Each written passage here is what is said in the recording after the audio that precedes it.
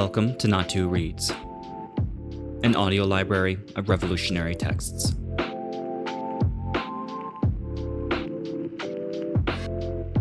Why no indictment was issued against the cop who killed Michael Brown. The Problem and Answer by Kevin Rashid Johnson.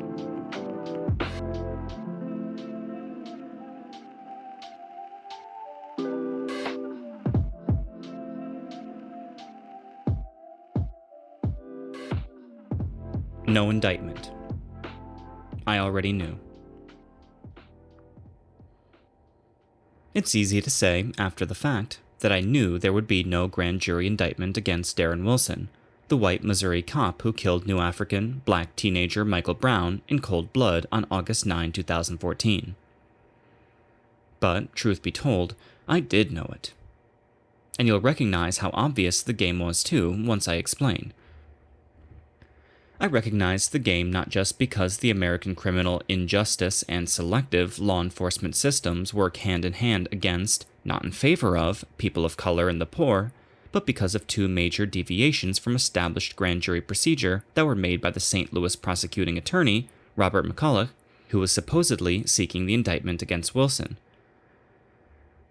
The red flags were the massive amount of evidence presented to the grand jury, but more specifically, that Wilson was allowed to testify before the grand jury.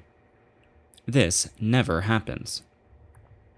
And I speak with the experience of a member of a class of people who have more than just a little experience with indictments, namely U.S. prisoners.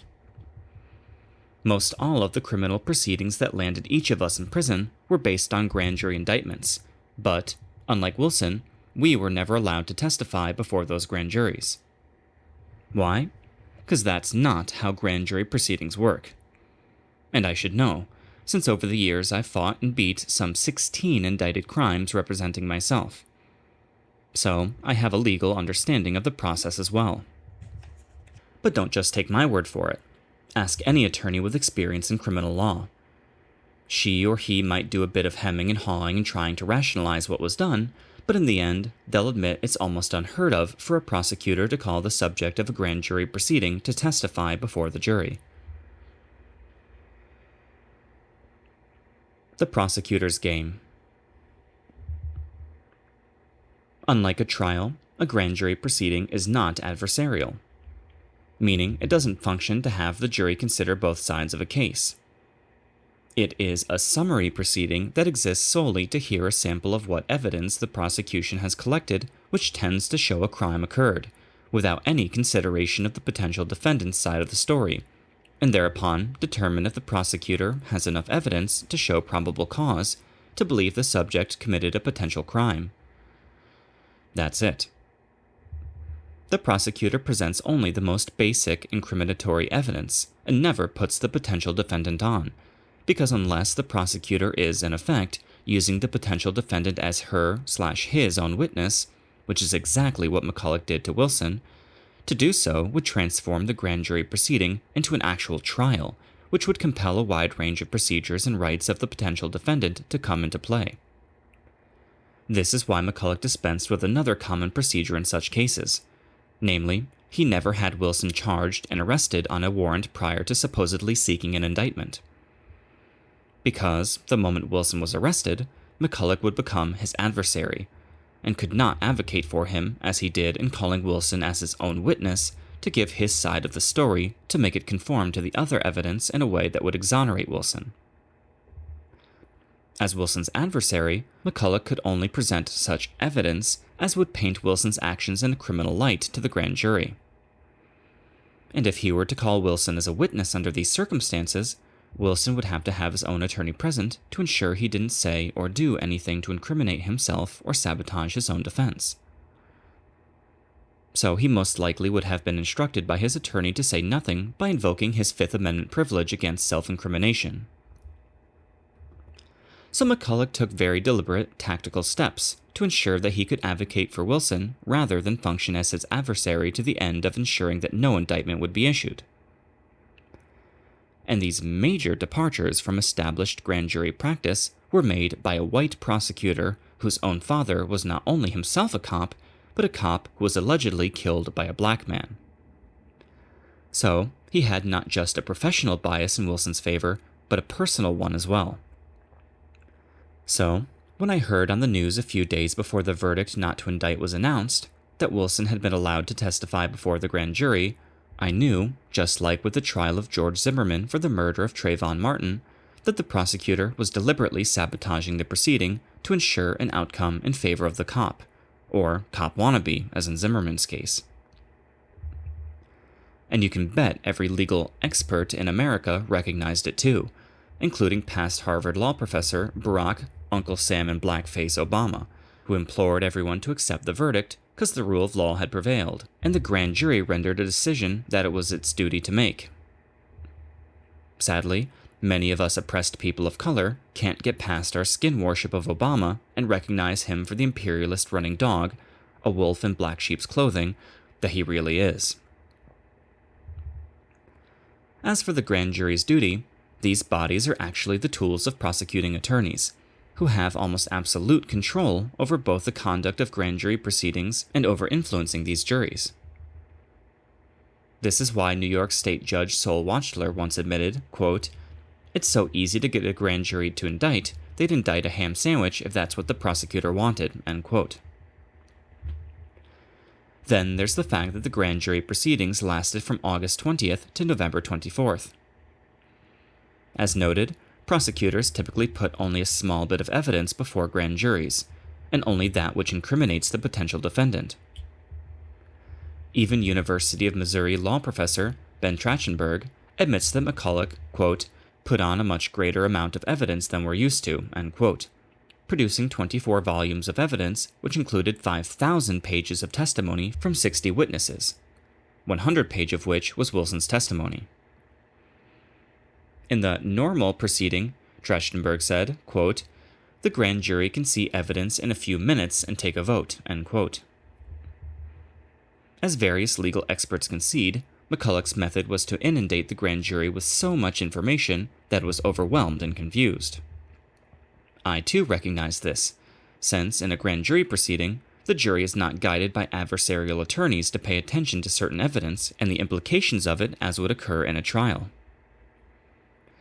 So that now, Wilson's testimony, which was not subject to cross-examination to expose obvious lies and inconsistencies, such as his claim that he used his gun because he had no non-lethal weapons, which he obviously did, such as use of mace, which McCulloch never brought up, now stands as the official version of what happened when he killed Michael Brown.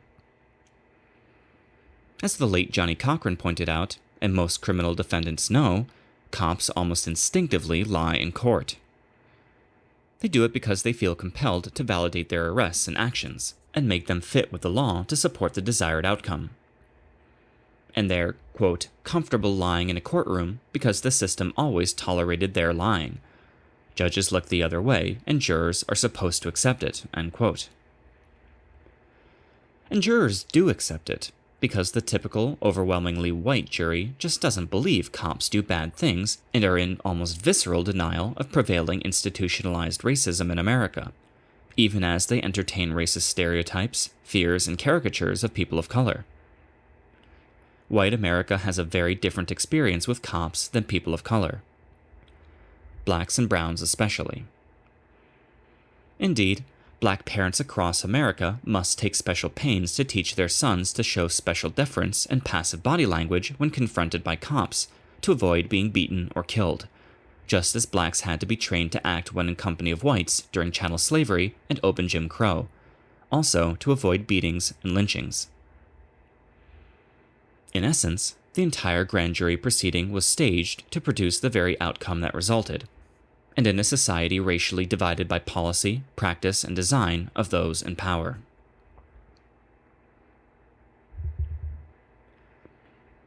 Towards a real solution.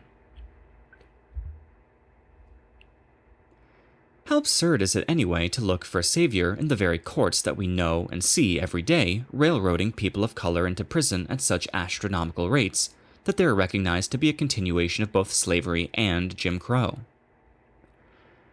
Yet this is exactly what our frustrated youth are being misled to do, while being left in the crosshairs, by an old guard aspiring bourgeois civil rights misleadership, who can do nothing more than continue engaging in empty moralizing and playing bargaining games with the very forces that are murdering our youth and bent on our suffering and destruction. Indeed, every time I hear of these civil rightists raising a hue and cry against yet another government outrage, I'm reminded of the words of Anthony Asadullah Samad, criticizing the ineffective civil rights advocacy tactics in The Black Commentator some years back.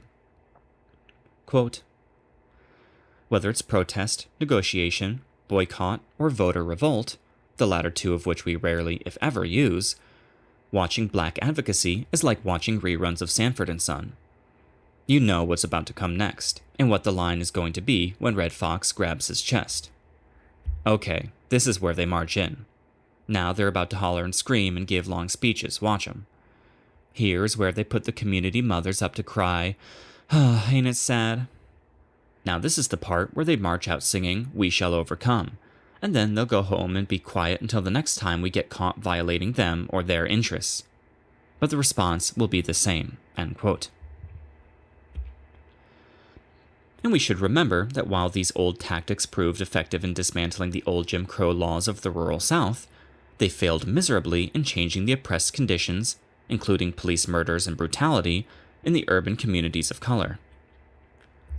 Indeed, these stark failures led to the demise and discrediting of the civil rights movement in the urban areas, which gave rise to youth-based black and brown liberation movements and struggles for socialism in America in the 1960s to 70s. It was the ineffectiveness and failures of the civil rights movement to address urban suffering that resulted in the mass urban uprisings of 1964 to 1968. And each of these uprisings was triggered by police murders or beatings of urban blacks, exactly as continues to occur today in the face of these fruitless civil rights tactics. It was in response to just such conditions that the Black Panther Party took root and won broad support as a community-based revolutionary organization that brought real solutions to the oppressed communities and real challenge to the murderous police. It was actually in their response to a police killing of a black male, Denzel Dowell, on April 1, 1967, a murder not very different from Michael Brown's, that the Panthers brought an effective model of leadership and resistance to urban people, and one that also pointed out the futility of spontaneous mass uprisings. As Panther co-founder and defense minister Huey Newton pointed out, quote, "We are continuing to function in petty, futile ways, divided, confused, fighting among ourselves. We are still in the elementary stage of throwing rocks, sticks, empty wine bottle and beer cans at racist cops who lie in wait to murder unarmed black people. The racist cops have worked out a system for suppressing these spontaneous rebellions that flare up from the anger, frustration, and desperation of the masses of black people. We can no longer afford the dubious luxury of the terrible casualties wantonly inflicted upon us by the cops during these spontaneous rebellions. There is a world of difference between 30 million unarmed, submissive black people and 30 million black people armed with freedom and defense guns and the strategic methods of liberation." End quote. The Panthers instantly struck fear into the hearts of the murderous police and the centers of capitalist power in the U.S., and won allies across all exploited sectors of U.S. society. Poor white hillbillies and working-class whites and students, Mexicans/Chicanos, Puerto Ricans, natives, anti-war activists, youth gangs, etc. But as an inexperienced youth organization, they were ill-equipped to contend with, or even recognize, the dirty counterintelligence tactics of the police, led and organized by the federal government, which had co-opted and infiltrated the civil rights movement. The government's anti-Panther crusade applied devious, no-holds-barred methods developed and refined from use in war and peacetime against foreign enemies and political movements. As a result, the BPP ended up internally split along antagonistic lines and critically wounded. But it gave us, by far, the best example and lessons of organized tactical resistance to the oppressive U.S. system, which we can continue to learn from and build on, and this is the basis of the work of the new Afrikan Black Panther Party prison chapter. The same mass ferment and anger of our youth is evident, and cries out for real solutions as it was during the old Panther era. and without a genuine revolutionary organization and leadership, it will be co-opted and converted into a tool of the old conformist, collaborationist civil rights agenda that has us looking to our oppressors to be our savior instead of ourselves.